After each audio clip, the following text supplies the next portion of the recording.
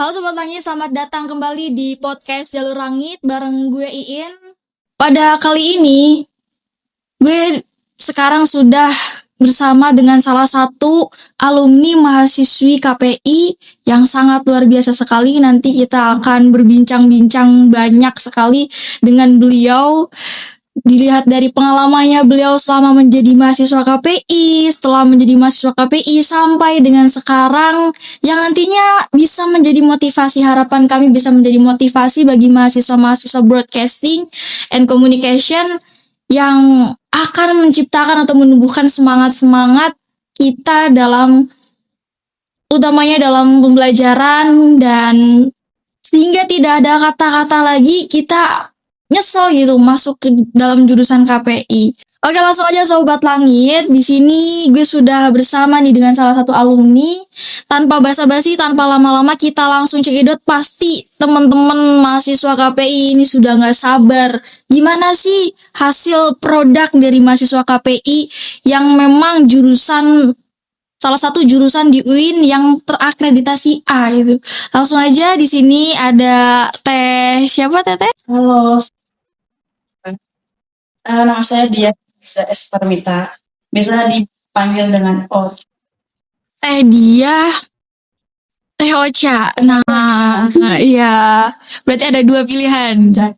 Lebih banyak. Oh, familiarnya Teh Ocha ketimbang Teh Dia. Mungkin dia juga pasaran juga ya kalau udah nama dia itu udah pasaran juga. Ya, Teteh kalau boleh tahu nih, itu angkatan berapa Teteh di jurusan KPI? Mas itu tahun 2016, lulus itu tepat 2024 gitu. Wah, keren. Berarti itu online tuh wisudanya bagaimana?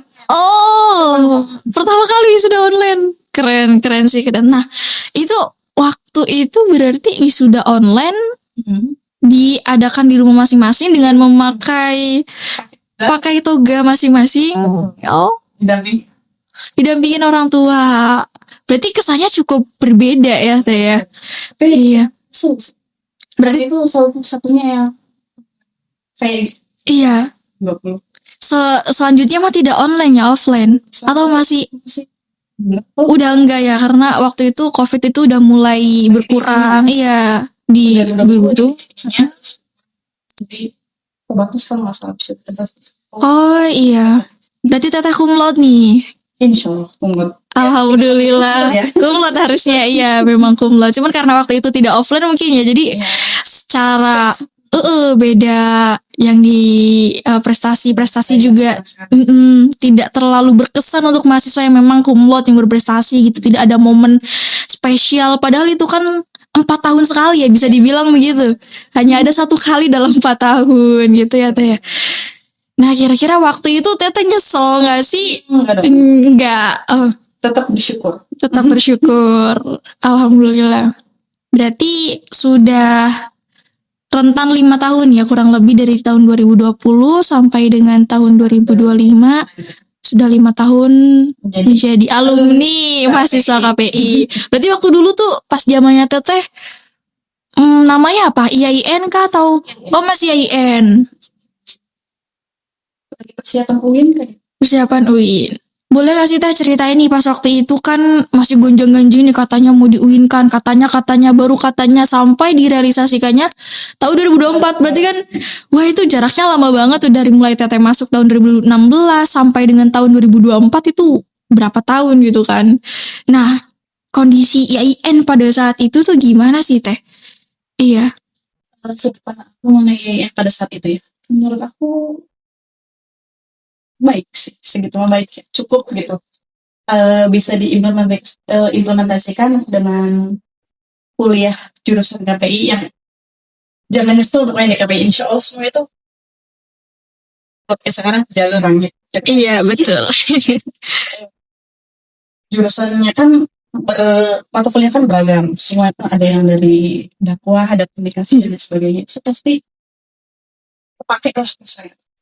Kayak buat mau dibawa kemana sih, mau jadi apa sih, nggak akan nyesel insya Allah.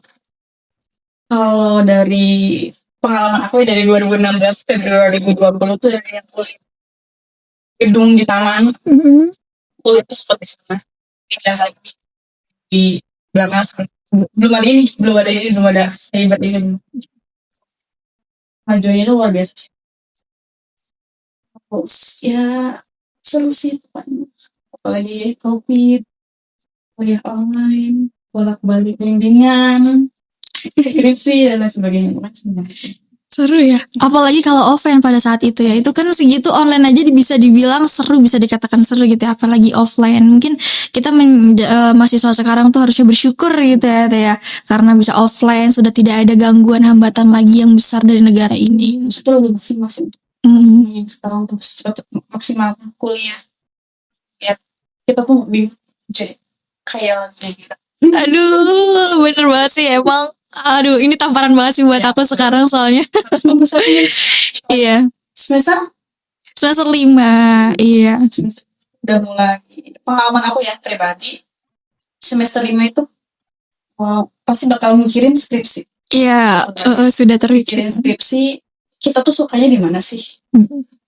Kita tuh mau fokusnya di mana sih buat si skripsi yang mau kita buat? Apalagi itu waktunya kan nggak sebentar. Iya. Kita tuh harus mulai fokus, misalkan kita sukanya di kan ada yang namanya kuantitatif dan kualitatif. Mau sampai itu nggak tahu, misalkan itu mulai research mau di mana, ngambil di mana gitu, jangan sampai ngikut kata teman. Kita terus punya pendirian sih. Lebih. Terus nih Teh, dengan tadi perjalanan Teteh masuk ke jurusan KPI, aku sebenarnya kepo sebetulnya dengan mahasiswa-mahasiswa KPI, termasuk aku sendiri juga. Aku masih mencari-cari jawaban tersebut, tapi sedikitnya sudah ada jawaban gitu. Kenapa? Apalagi pas waktu zamannya Teteh, pada zaman itu tahun 2016 itu kan masih ditinggi-tinggikan banget tuh, guru, menjadi guru, profesi tahu jabatan sosial itu PNS yang lebih diminati oleh banyak kalangan masyarakat, terutama masyarakat yang di pedalaman gitu kan. Menjadi guru tuh kayak hal yang luar biasa gitu. Nah, kenapa sih pada tahun itu, tahun 2016, pada saat itu juga aku masih kelas 6 SD MI berarti waktu itu aku masih kecil banget. Aku juga pernah ada cita-cita, wah jadi guru aja dah, jadi dosen aja dah gitu kan.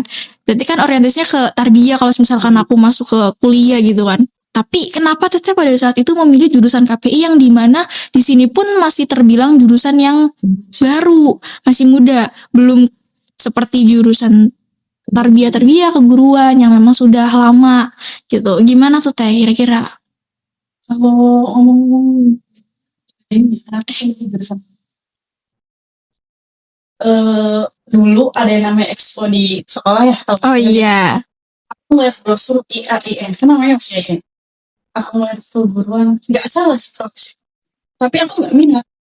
Segala sesuatu kalau kita nggak minat itu kita bakal ngelakuinnya tuh bakalan setengah-setengah. Iya betul. Komunikasi penyiaran. Komunikasi. Mungkin base-nya tuh bukan berarti harus penyiaran radio atau dan lain sebagainya. Komunikasi penyiaran Islam kan sekarang udah. Iya. Jadi aku mikirnya, ya udahlah, aku ambil ilmu komunikasi yang ada di IAIN Cirebon. Mau jadi apa? Aku juga pasti komunikasi kan bakalan terpakai gitu, bakalan terpakai mau jadi influencer, jadi penyiar radio, dakwah, guru pun nyanyi bisa ya? Bisa lah, tapi semuanya yang bisa. Jangan ragu lah kalau misalkan milih KPI.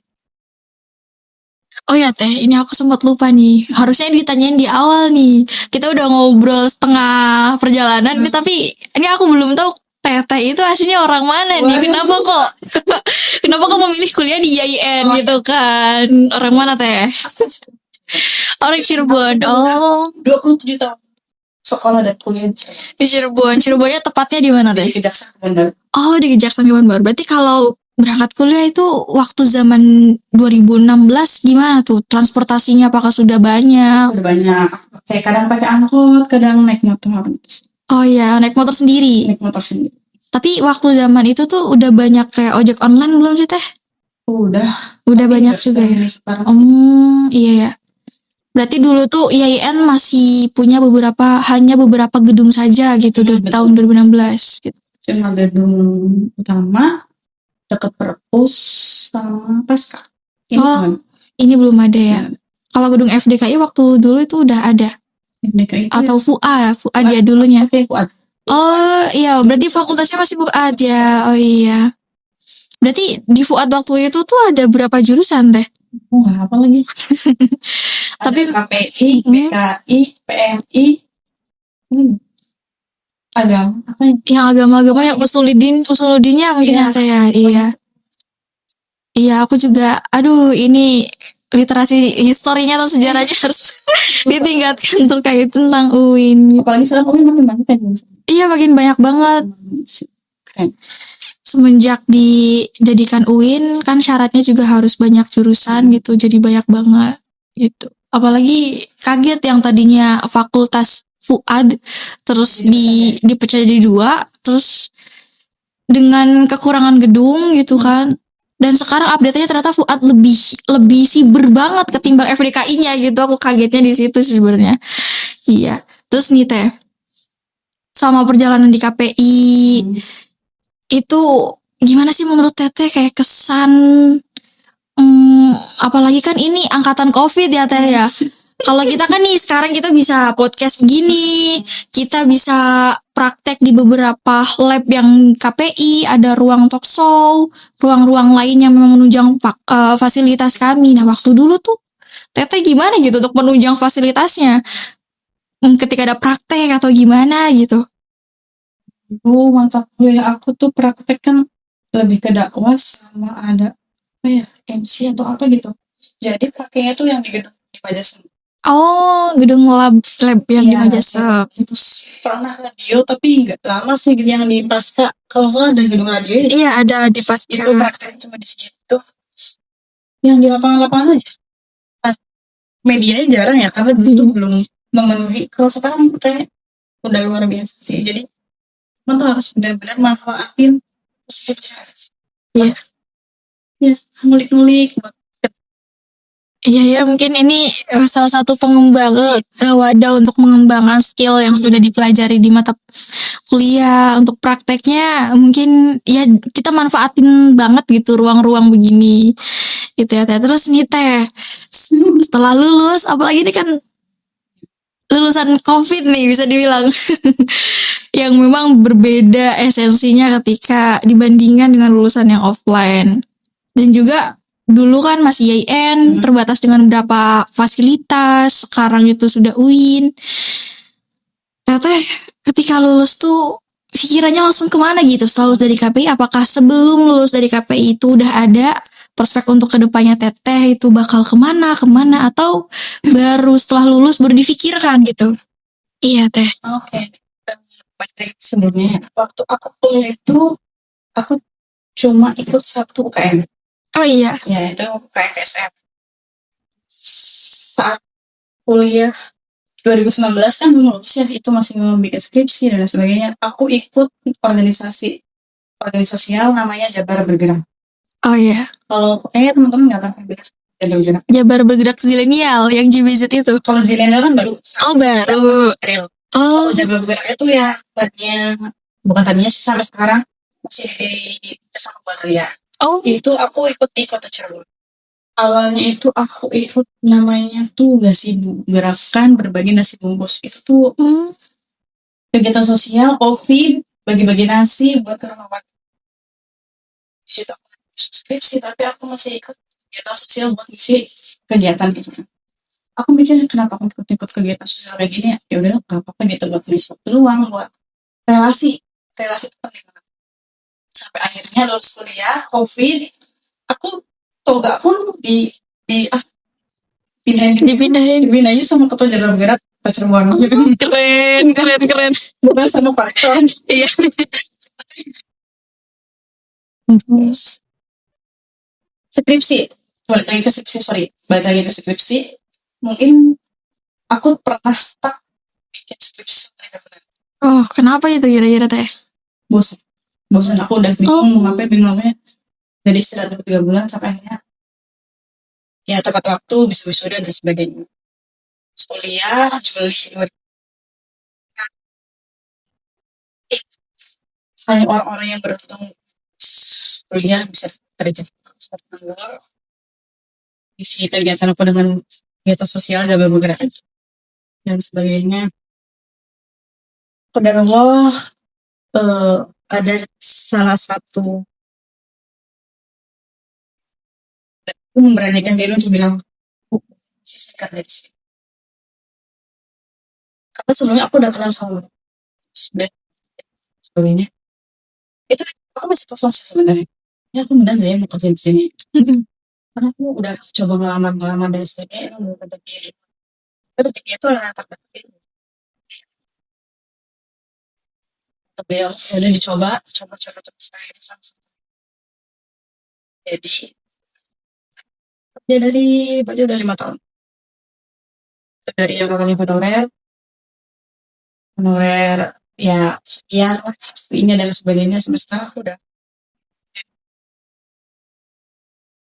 waktu ya. Oh, keren sih. Jadi itu mungkin nggak semua orang, nggak semua anak bosnya itu punya juga. Salah satu Siapa yang keren? aku enggak. Terus anakku enggak mau bapak.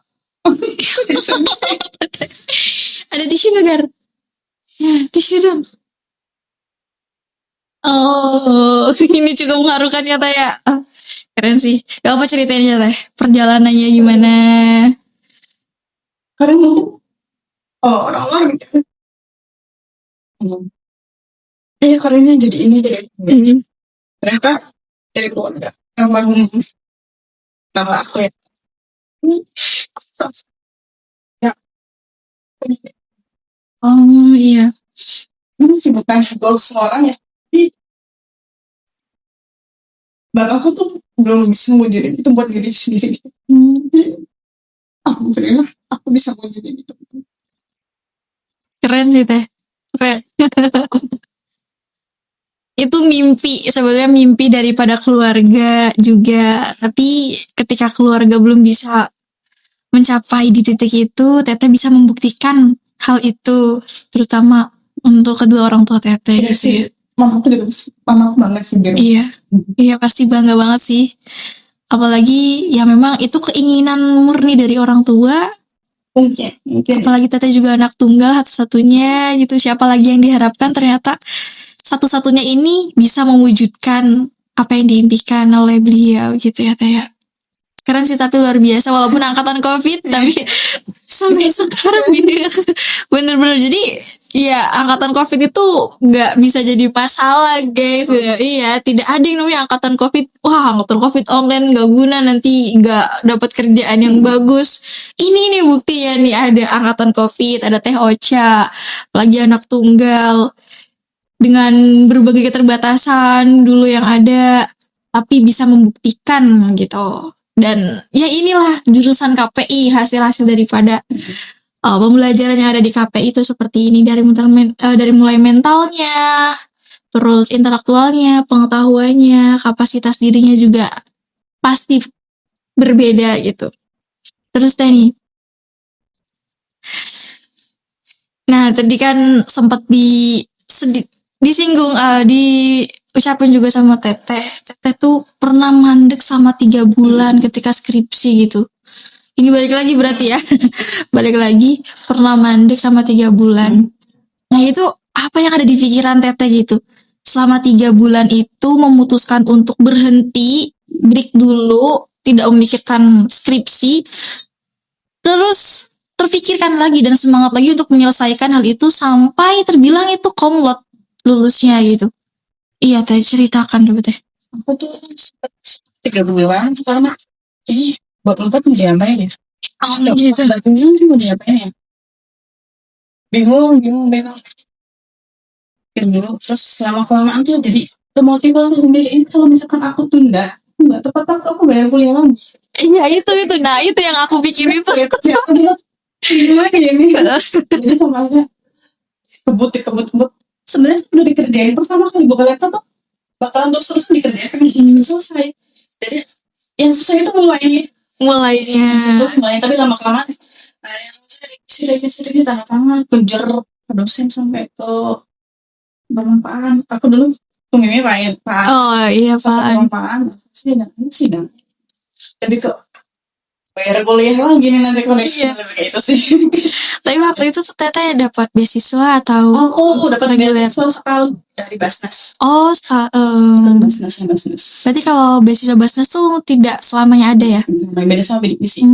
Iya, waktu itu bidik misi ya, sekarang mah namanya KIP ya. Sama apa ya? Iya, KIPK. Sekarang udah nggak ada bidik misi lagi soalnya Teh. Perubahan di UIN. Iya bener. Terus juga terbilangnya UKT UIN menurut Teteh waktu dulu tuh masih affordable gak sih? Iya, masih. Sebenarnya masih terjangkau sih. Kayaknya sekarang udah luar biasa ya. Ya ada peningkatan. Dulu aku nggak tahu deh. Golongan, kok masih 900 ribu. Dulu aku masih Yang UKT berapa itu tuh? lupa aku. Lupa banget. Ada berapa? Ada 5 ya kalau nggak salah. Iya ada 5 tingkatannya. Kayaknya 900. Nah yang paling itu 400. Nah aku tuh yang 900. 900 yang paling rendahnya berarti 400 ya. Sampai sekarang juga masih ada sih Teh yang 400. Cuman dari 400 itu UKT 1 anjlok ke UKT 2-nya itu yang Jauh. bikin jauh. 2 juta. Kalau di jurusan KPI sendiri 2.050.000. Iya itu dari UKT 1 sampai UKT 2 tuh wah selisihnya luar biasa itu. Gitu. Terus tadi ngomongin soal perjalanan Teteh bisa masuk ke salah satu perusahaan Plat merah. Kita sebut plat merah. Iya. Merah itu kira-kira bisa di-spill gak sih Teh sedikit gitu perusahaannya apa, terus proses masuknya gimana sampai dengan Teteh bertahan 5 tahun dan akhirnya diangkat menjadi P3K. Aku dulu magang bukan. Sih kan namanya PPL di Waterboard. Kayaknya sekarang mah udah beberapa dinas. Aku suka dengar dari KPI. Oh iya. Waktu itu juga pernah ada di protokol. Oh iya. Aku dulu di protokol. Oh itu juga. Saya aku kerja di protokol. Kerja. Tahun di protokol tuh tahun 2023 sampai 2022 sampai 2024. Jadi mendampingi salah satu istri kepala daerah. Terus sampai sekarang beliau kan udah tuh. Jadi pengalaman sih dan aku masih bertahan. Jadi sekarang pas menjadi P3 gitu. Pindah ke dia. Gitu. Kantornya di mana? Kantornya di Jakarta.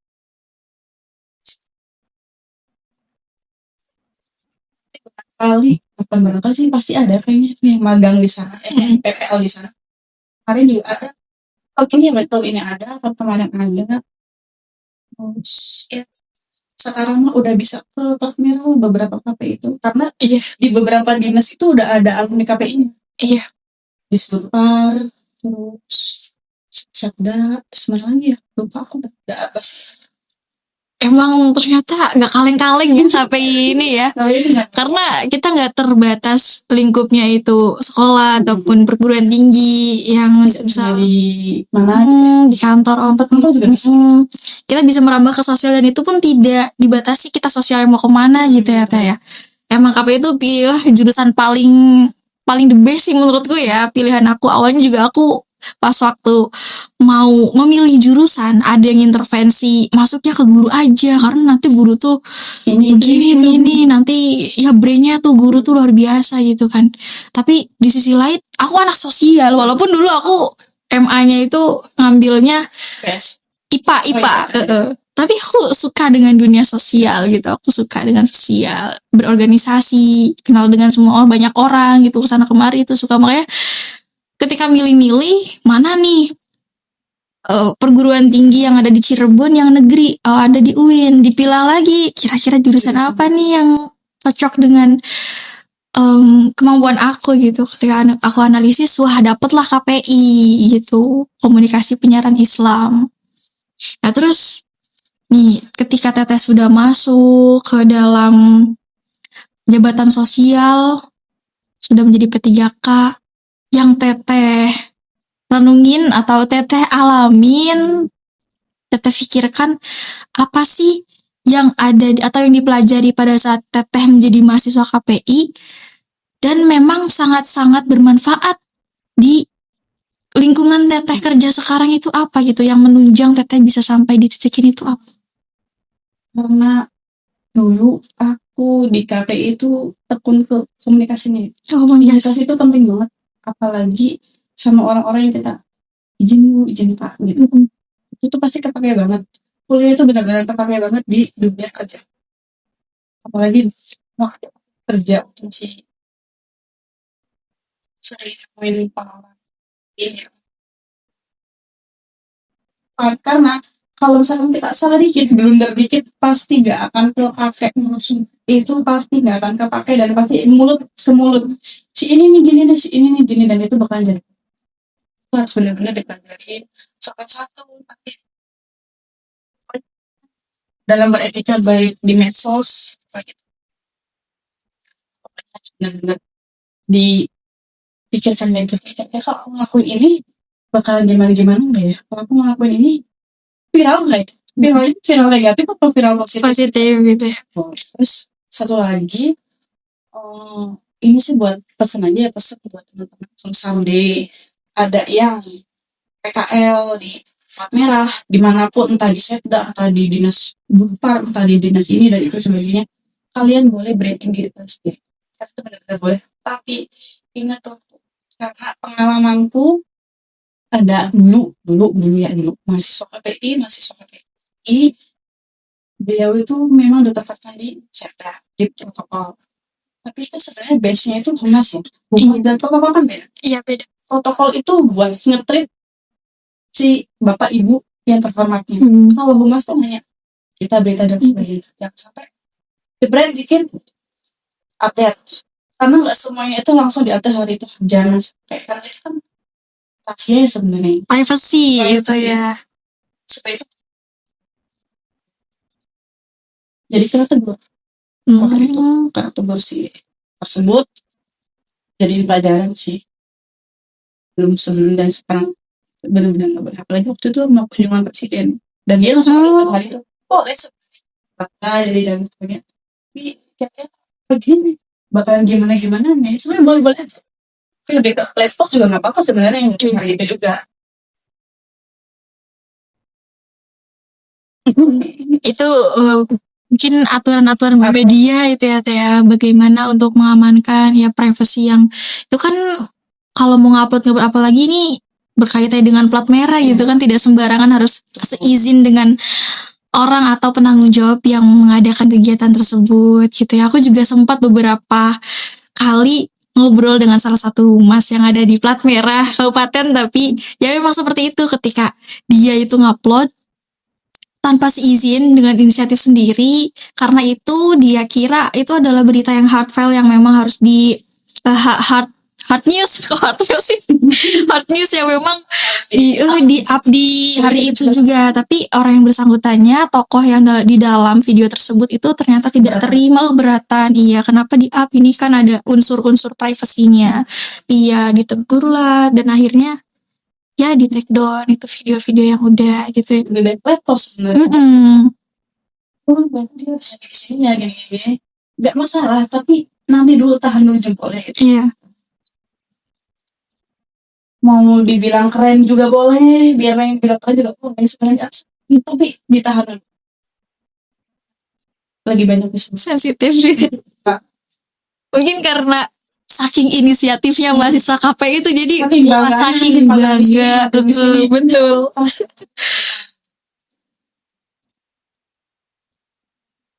Kira-kira ada poin atau apa ya? Kira-kira ada poin penting atau value Teteh yang menggambarkan Teteh itu jurusan KPI sehingga orang-orang tuh melihat, wah, menjadi poin plus gitu untuk Teteh ketika Teteh itu backgroundnya anak komunikasi gitu, apalagi Teteh fokusnya di komunikasi. Ada tidak sih Teh?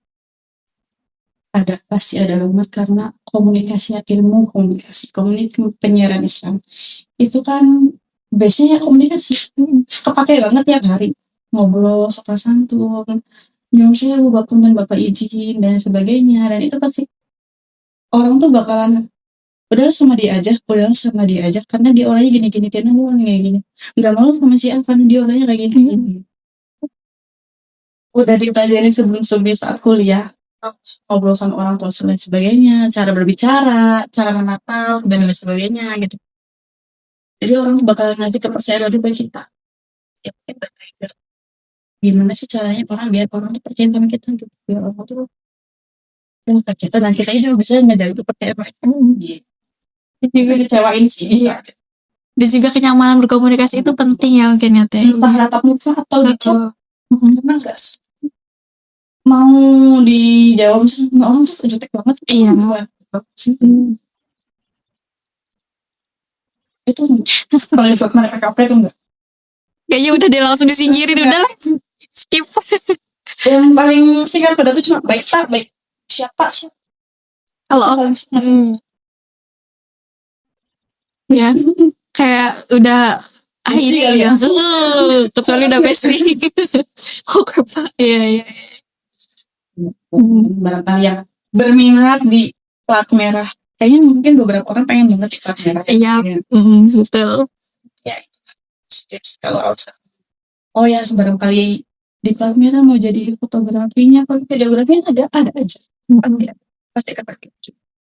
Dan kan harus saya foto, jadi dokumentasi pimpinan, bisa ikut ke pimpinan, buat foto dan sebagainya. Dan ilmu megang kamera juga pasti pakai. Megang, tolong colokin HDMI ke laptop buat pelayan itu juga pasti kepake. Tapi di sisi lain itu ada nggak sih Teh kayak afirmasi oleh orang-orang dalam ketika kita masuk jurusan KPI ini, kita kan punya skill di bidang itu, di bidang kemediaan, misalkan di bidang jurnalistikan.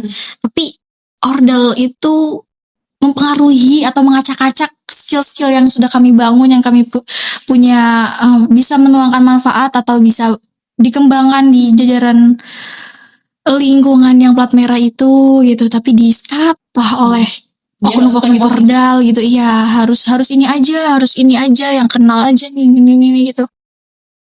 Mas sekarang mah ya, pengalaman sekarang di tahun 2000 ordal. Iya Kalau sih. semuanya bersistem, kalau misalkan aja. Kita tuh nggak kayak gitu loh Pak. Kita tuh nggak kayak gitu. Saya dan lain sebagainya. Monggo kita selesaikan baik-baik dan lain sebagainya, atau misalkan secara face to face atau dan lain sebagainya. Jadi kita jangan sampai nyerah, jangan sampai ngotot-ngotot banget. Yang penting kita kasih kepercayaan, kasih bukti. Kalau kita tuh nggak kayak gitu, kalau kita tuh ini. Tapi waktu itu ketika Teteh ngebangun kepercayaan dengan beberapa orang di situ, Teteh nunjukin gak sih kayak portofolionya Teteh? Atau kayak Teteh lebih menekankan perihal perilaku Tetehnya gitu? Perilakunya ya? Biar orang tuh nyaman sama aku dan akhirnya mau sharing, mau ngobrol, karena nggak semua orang tuh dapat sih bawa kenyamanan, nggak tegang-tegang banget, nggak serius-serius banget ya. Kalau dia serius ya kita seriusin.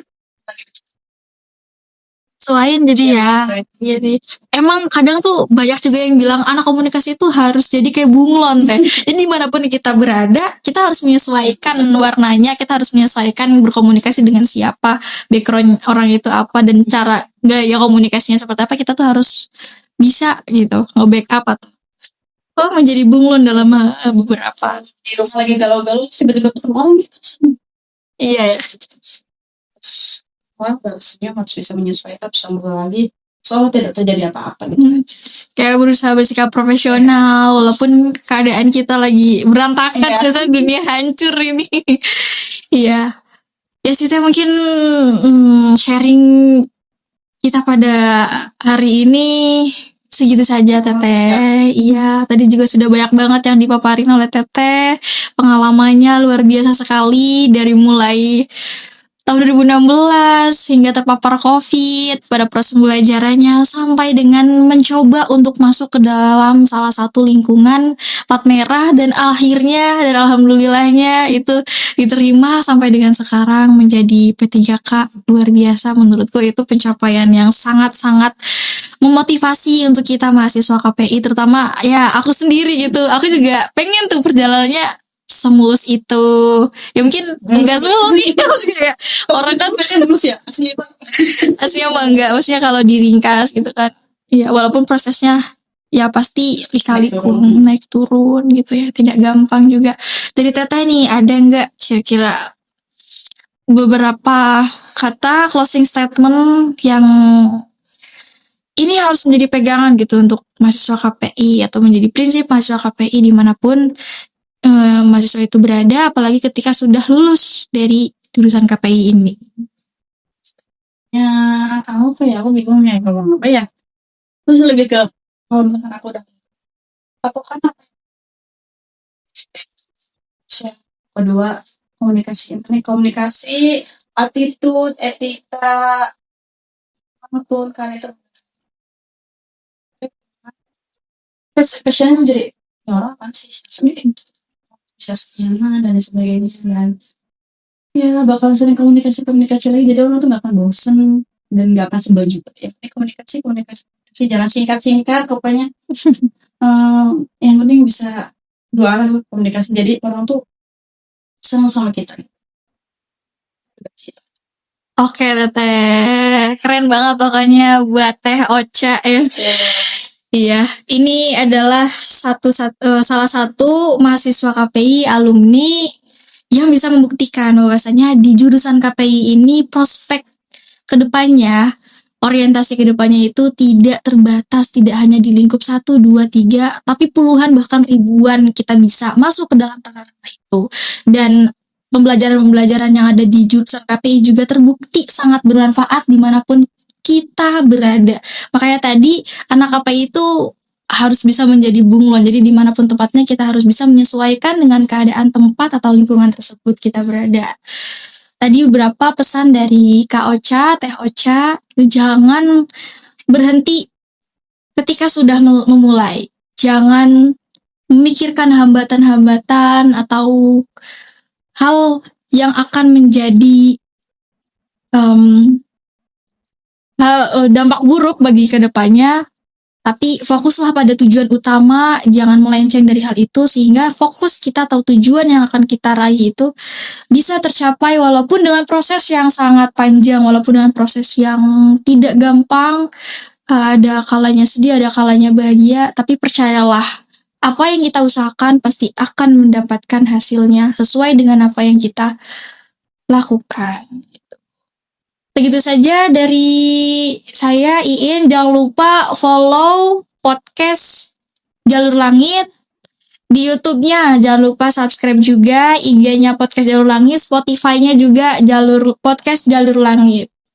Sekian dari saya. Bye-bye.